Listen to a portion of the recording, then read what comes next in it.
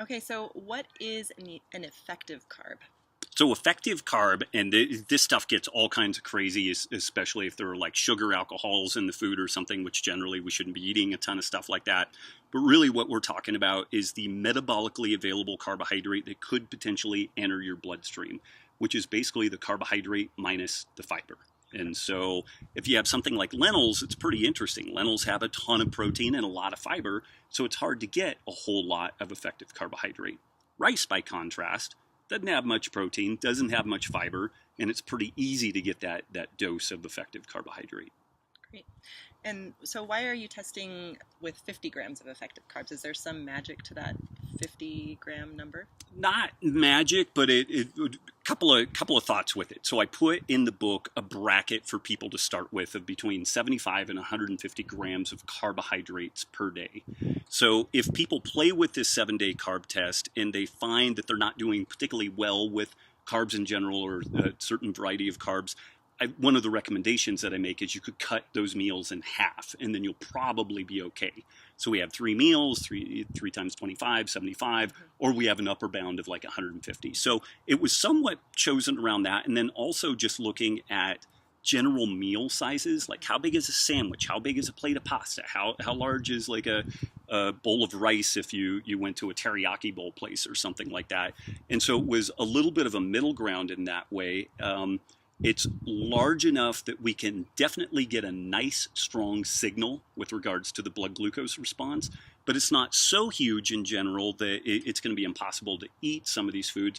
Although you Right. discovered with the applesauce, that was a hell of an ask Right. to finish all that. Well, and for like papaya, I know Eva tested papaya and it was 4 cups of papaya. Right. I don't care for papaya, so that would definitely be too much Only for me. only an Olympian would be Right. able to eat 4 cups of papaya. Yeah.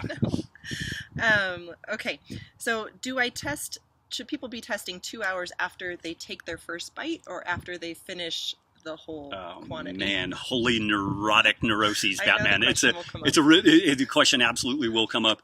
So the main point is to be consistent. Now the one caveat with that is you noticed that you were able to eat the applesauce. It took me about honestly 15 minutes 15 to eat 2 minutes cups of applesauce grinding through the applesauce, and it and took you 5 minutes, like 7 minutes to eat the 7 minutes rice. to eat the rice.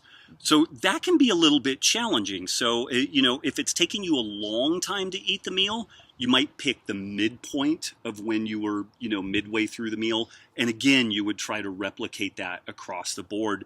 But also at the end of the day, this is where you have a little understanding of how complex scientific studies are in this story. So how quickly did people eat the meal? Do you do the blood work at the first bite or the last bite? If it's the last bite, did they only have 12 minutes to get it done? If they only had 12 minutes to get the meal done, are they a large male or a small female? Like, it just Right. becomes crazy. And this Right. is where statistical analysis can provide a lot of insight into, is this a legitimate effect, or are we just imagining that we see something? So as powerful as N equal 1 stuff is, this is also why we do legitimate scientific studies. And I will throw one more thing out there.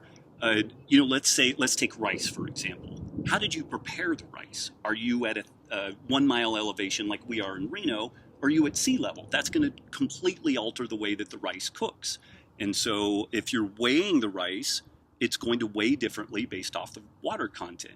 So you could have vastly more error built into just the weighing and measuring of the food relative to the timing of it. So Gotcha. we try to be as scientific as we can. We try to make it as replicatable as we can, but just baked in the cake is a lot of unknown. And so that's why we have to use all of this with a grain of salt. And we look at some of the other things, like all the pre-testing that we do, A1C, fasting glucose, fasting insulin, so that we can build an overall picture and not hang our hat on just one measure.